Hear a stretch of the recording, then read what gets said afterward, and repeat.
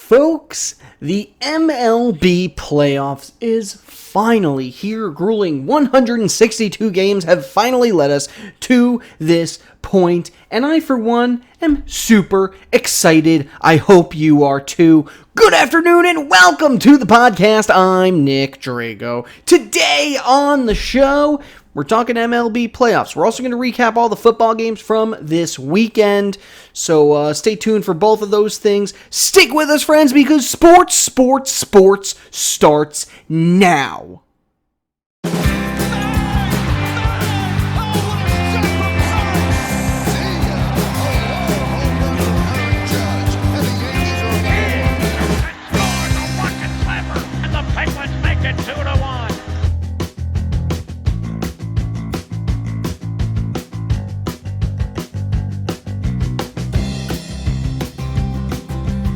And welcome back to the show, Sports with Nick Drago. That's me. For those of you who are new to the program, I like to give you the quick and dirty on all the sports news and information from the previous week, while giving you some information and insight onto the next week. If you like what you hear, find me on SoundCloud, YouTube, Twitter, and the Facebook. Just type in sports with Nick Drago. That's me. You can also email me, sports3xpodcast@gmail.com, and I have my other podcast, Big Spoon, Little Spoon, me and my buddy Jamie Grum. We don't talk about sports, but we talk about literally everything else. We pull a random topic out of a hat, we talk about that topic for a little bit, and then we do a quick bit of research, and then come back and talk about what we learned. Now, let's get into sports. I had a great weekend, went home, saw my parents, hung out with my niece. It was a lot of fun. Now I'm back in Philadelphia, where the Eagles are 2-2. Interesting. I don't really care that much about the Eagles because I'm a Jets fan who didn't play this week, but both teams are playing next week. So people who know me, get ready because I'm going to be all amped up for that sniz. All right, let's talk a little bit of MLB playoffs. We're just going to jump right into the playoff picture. Season ended today, so listen, there's a lot of ground to cover. So let's just jump right in. All right, so the first game we have in this in the playoffs, right? Your play-in game with the Brewers taking on the Nationals. Now the Brewers are hurting a little bit right now. They've lost former MVP Christian Yelich. They're not quite sure if Ryan Braun or Lorenzo Cain's going to be able to play. That really hurts. Yeah, they do have some good talented players. Yasmani Grandal, and Mike Moustakas, of course, are headliners for this lineup. The pitching, Gio Gonzalez, Zach Davies, Josh Hader, the closer, is a big deal. But really, when you're comparing the two rosters, I mean, the Nationals look good without Bryce Harper. Just looking at their starting pitching, Scherzer, Corbin, Strasburg. I would assume that Scherzer is going to get the start in the wild card game, and then they'll have Corbin and Strasburg to start off the first round if they win. But with a lineup like Anthony Rendon, Juan Soto, Trey Turner, Kurt Suzuki, Asdrubal Cabrera, I just think that the Nationals have a much better, well-rounded team. They've hit 231 home runs this year. Their WAR was 21.3. So I'm going with the Nats to win this one. The other series to watch is the Cardinals and the Braves. And these two won their respective divisions. Cardinals just barely edging out the Brewers, and they definitely have a better roster than the Brewers do. Yadier Molina, Ozuna, Paul Goldschmidt, Matt Carpenter, Colton Wong, Adam Wainwright, of course, leading the surge on the pitching rotation. They got Jack Flannery, Carlos Martinez, Miles McCollis. Cardinals are definitely a good baseball team. However, they're playing a Braves team that they were only managed to beat once this year, right? The Braves were 5-1, I believe, or 4. It was either 4-1 or 5-1 against the Cardinals. They have a great roster. You got a cornerstone like Acuna Jr. You also have Freddie Freeman, Albies, Markakis, Josh Donaldson, and the rotation's pretty darn good too. Names that aren't super popular like Mike Soroka, Julio Teheran. Of course, they have Dallas Keuchel, who's been a huge help for them. I really think the Braves are going to edge this one out.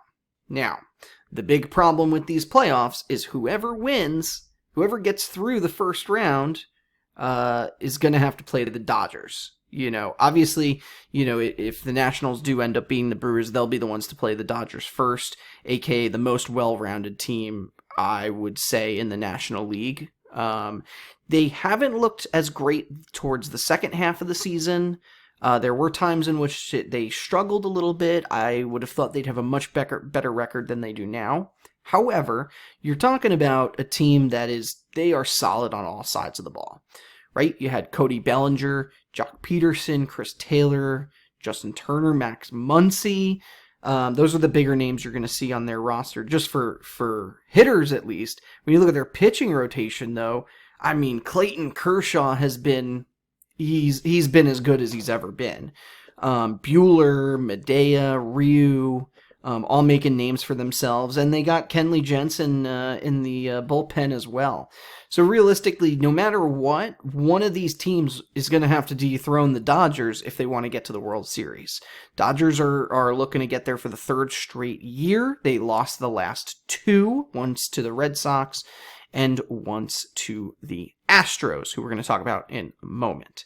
So fall baseball is where the Dodgers they shine. They really do.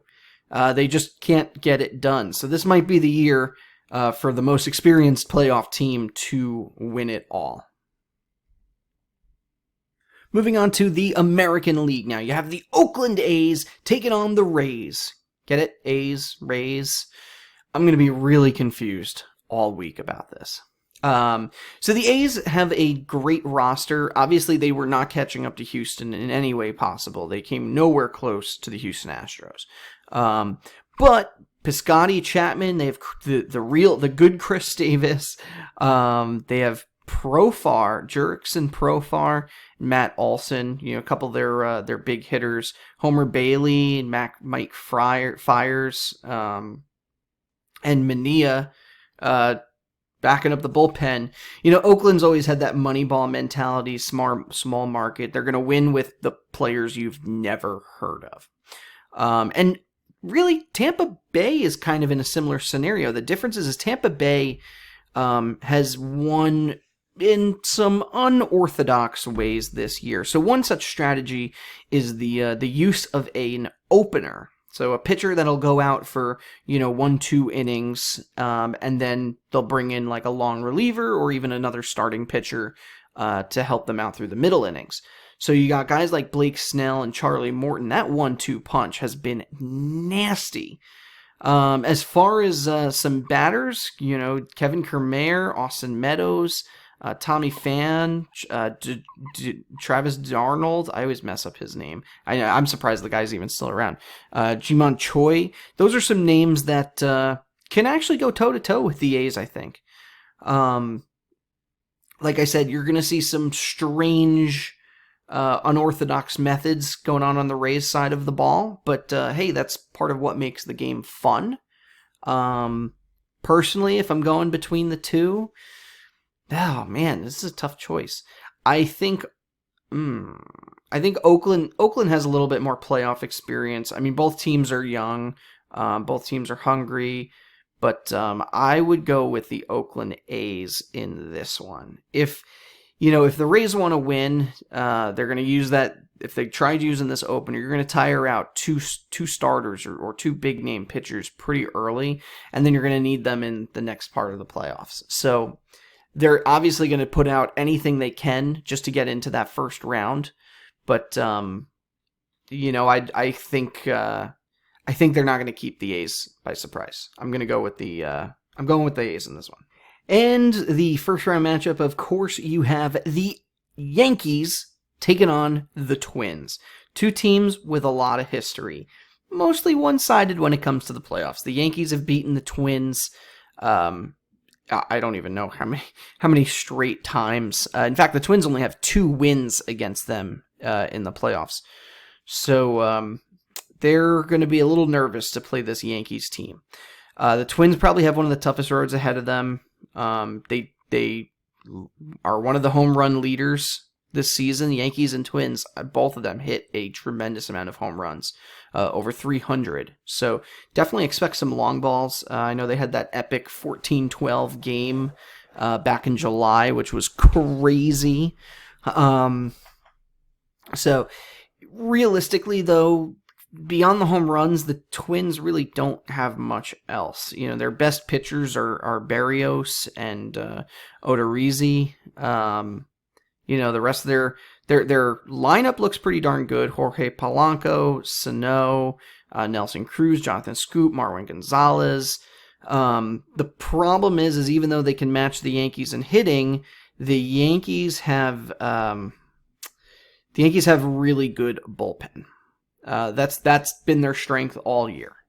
They have some serviceable starting pitchers. Listen, I love the Yankees. Severino looks really good coming back from injury. James Paxton has had a great last 2 months of the season, although there was some issue with glute tightness in his last game, so he did have to be pulled. And then you got Tanaka, CC Sabathia, Jay Happ.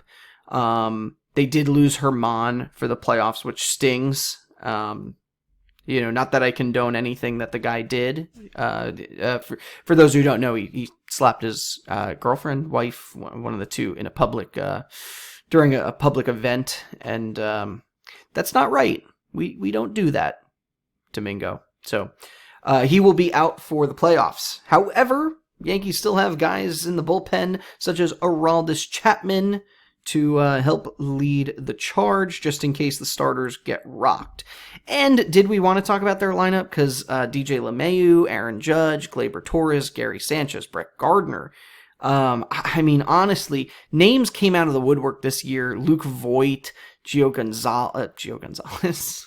Urshela.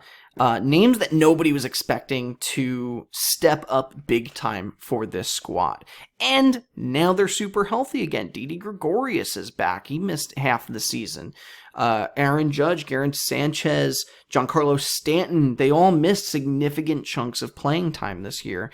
And some names that you weren't expecting really stepped up to fill that void. All in all, the Yankees are definitely the better of these two teams. I think they're going to have no problem getting past the that team we're talking about. The Twins, getting past the Twins. I'm sorry, Twins fans. I'm sorry.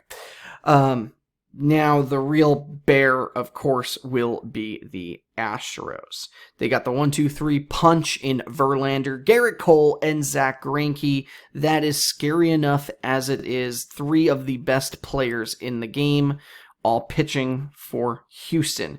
They have the best record in the American League. By the way, 4 teams this year had 100 wins. Twins, Yankees, Astros, and Dodgers. First time that 4 teams have won over 100 games, and the first time that 3 teams in the same league have won over 100 games.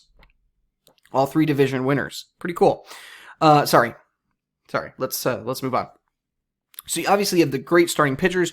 You got Jose Altuve and Alvarez, Carlos Correa, George Springer, Alex Bregman. Man, the Astros have a nasty, nasty lineup, and they're going to give any team a run for their money. I think the Yankees and Dodgers are really the only two that could defeat them, and it's going to be close. Now, the last time the Yankees and Astros went into a series like this, they had 7-game series. It was the ALCS 2 years ago, and home field advantage was key. The home team won every game of that series. Guess what happened, right? Astros went up 2-0. Yankees tied it. Astros won again. Yankees tied it. Who wins Game 7? Houston Astros. That was tough to watch. And now the Astros have home field advantage again. The Yankees kind of laid down the end of the season, figured, well, let's rest our starters. Let's not worry about winning games and go from there. They're 5-5 in their last 10. Unless they get really amped up playing the Twins, I see Houston being the better team here. I know all my friends in New York are probably ready to throw garbage in my face, but they have a really tough road ahead of them if they want to beat the Houston Astros. With that being said, Astros-Dodgers World Series, yeah, it's kind of on the nose, but Yeah, I could see that. I totally see that. And I could totally see the Dodgers choking for a third straight. And with that, we're going to head off onto our first commercial break, our only commercial break of the day. We're going to do a shortened episode today because, a lot of my fans really like the short, sweet episode that I did last week. So we'll keep it short for you guys again. When we return, we're going to talk about all the NFL games from this weekend, give you a recap there. So stick with us, friends, because sports. We'll be right back.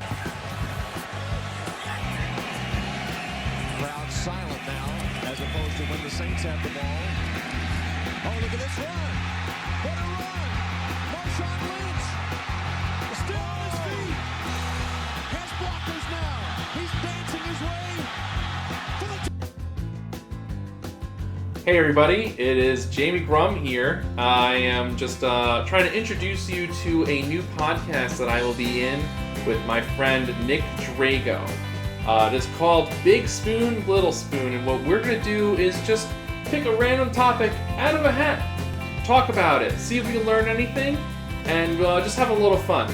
So if you want to contact us, see us, we are going to be on Facebook, Twitter. You can email us at wehateforks@gmail.com, and you can also find us on all of your favorite podcast apps. Look forward to seeing you. Here's the 0-1. This is going to be a tough play. Bryant, the Cubs win the World Series. Bryant makes the play. It's over. And the Cubs have finally won it all. And welcome back to the show. A lot of NFL games to cover from this weekend, including the Browns crushing the Baltimore Ravens. That's just the first game that popped in my head, but there were a lot of good ones. So we're going to jump into that one. All right, let's take a look at all those football games from this weekend. Starting with the Thursday game, Eagles beat the Packers 34-27. The Eagles had a late score in the game. They let up a lot of early points.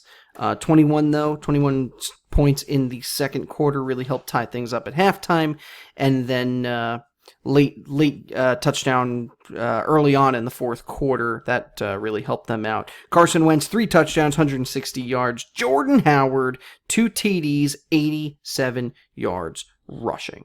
Moving on to the second game, Chargers and the Dolphins. So you can see the Chargers won here 30-10. Pretty much what you'd expect from the Chargers. I mean, they're a pretty solid team. They're 2-2 so far this season. Dolphins, 0-4. Chargers really controlled the whole time. Couple of late touchdowns, a couple of late scores helped them out.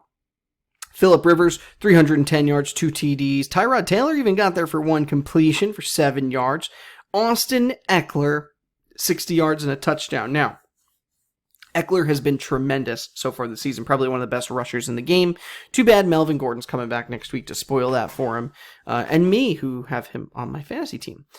So Melvin Gordon is coming back. The holdout's over next week, so Chargers fans at least have that to be excited for. The third game of the day is the Patriots and the Bills, and the Pats did not run away with this one like I would have expected. They did start off the game 13-0, but a couple scores, 1 touchdown actually for the Bills, and it was pretty much halfway through the third quarter.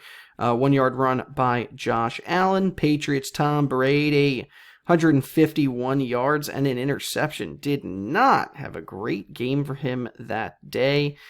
James White led the team in receiving, 57 yards off 8 receptions. So not a great day for the Patriots, not a great day for the Bills. Regardless, Pats are now 4-0. That is pretty cool. Two 3-0 teams, same division, facing each other off so early in the season. I like it.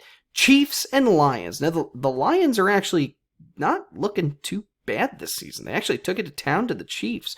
34-30, Chiefs winning this one. It was really late touchdown. Darrell Williams, 1-yard run with just 20 seconds left on the clock is really what put them ahead. It was a really close game. Pat Mahomes, 315 yards. But all the touchdowns were rushing scores. 2 by Darrell Williams, 1 by LaShawn McCoy. And so the Chiefs are now 4-0. The Washington Redskins got their butts kicked by the Giants, the Daniel Jones era. So far, so good. 2-2 right now. Jones, what kind of day did he have? 225 yards, a touchdown, but he did throw 2 picks. Sterling Shepard had a fantastic game, 76 yards off of 7 receptions. Really, though, the Giants just overpowered them. 2 early touchdowns, field goal, and then they had a touchdown late in the third, and the fourth quarter was pretty boring after that. But either way, New York comes out with the win. The Browns, next team up here. Browns killed the Ravens today, 40-25. And I was really looking forward to this matchup because the Ravens were 2-1, Browns were 1-2, and it started off a pretty boring game on top of that. I mean, there wasn't much happening in the first half. Touchdown for each team, essentially, and a field goal for each team. And then all of a sudden, by like the third, Nick Chubb, 3 touchdowns, right? 2 in the third quarter, 1 in the fourth quarter, and then even a 1-yard run by Dontrell Hillard. So really the running game is what gave the Browns the win here. Although Mayfield had a pretty good day, 342 yards and a TD. So good work for the Browns. Now they're 2-2.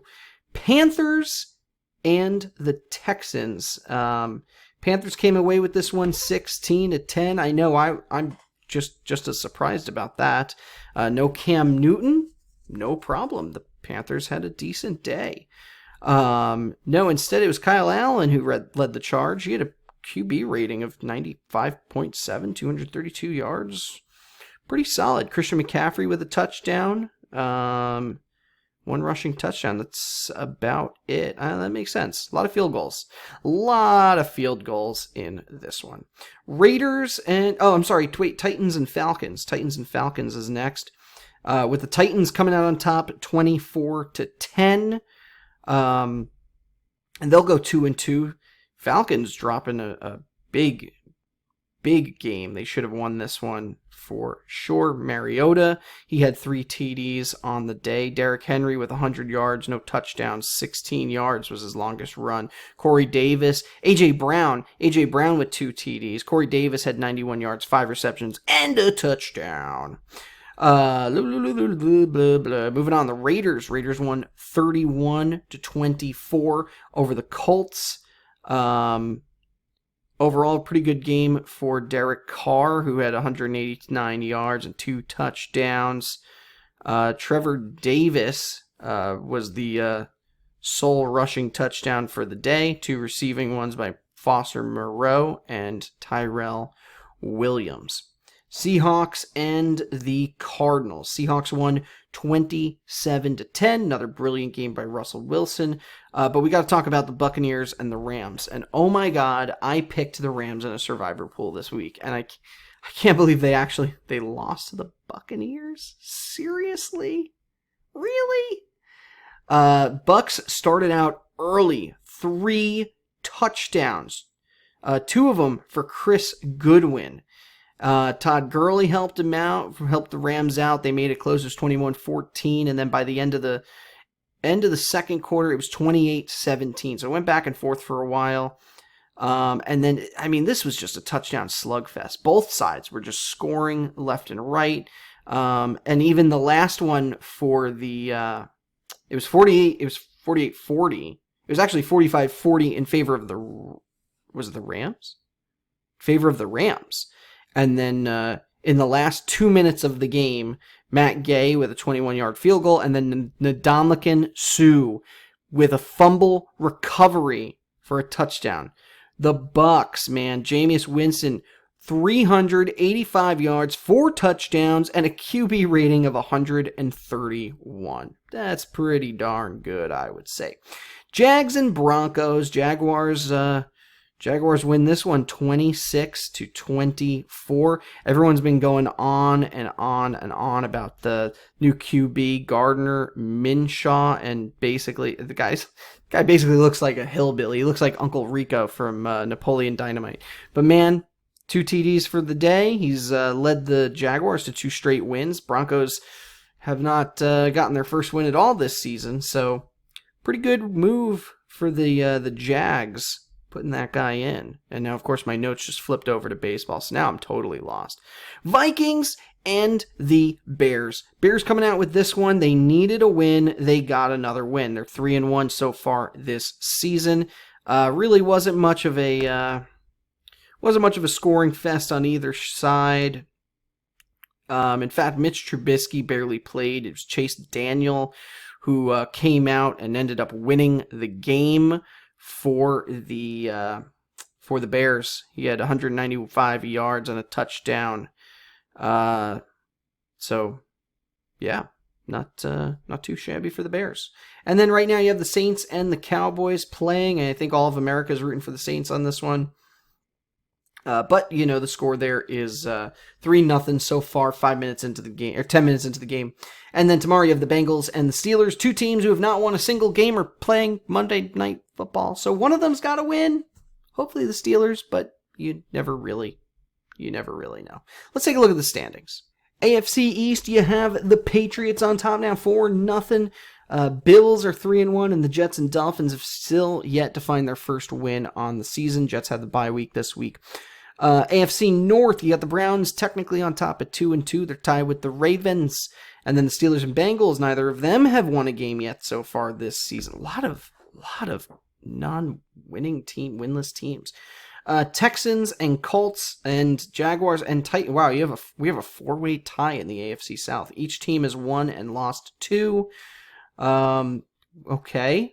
Weird thing going on there. And then AFC West, you have the Chiefs, Raiders, Chargers, Broncos, Raiders, and Chargers are also 2-2. So it's really hard to determine who would be your wild card teams right now. Obviously, it would be obviously you'd have the Bills as one of them, but the other one it could be.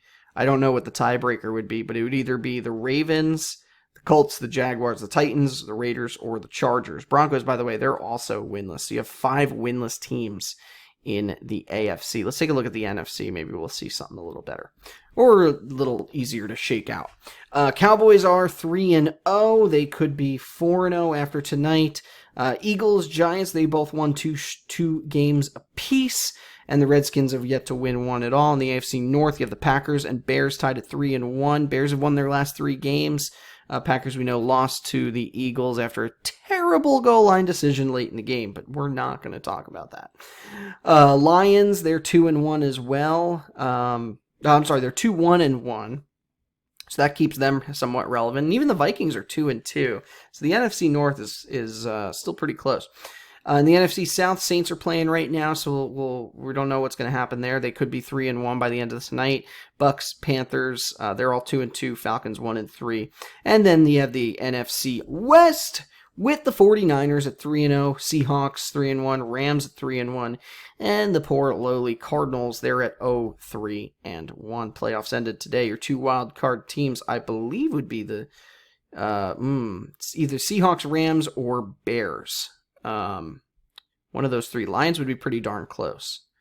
But definitely not the Cardinals and definitely not the Redskins. That I can tell you. All right, friends. Well, like I said, shortened episode today. See, wasn't that bad? We're good. All right, special thanks as usual to Johanna Drago. She is the podcast designer, logo designer. She designed the logo, the set, and she edits my contact. Basically, when I say to her, I'm going to talk about this, she's like, nah, that's stupid. You should talk about this. All right, that's fine. Of course, the song for this show is a song called Golden Sunrise by Josh Woodward. A link to his website can be found in the show notes. Special thanks, as usual, to all our social media warriors.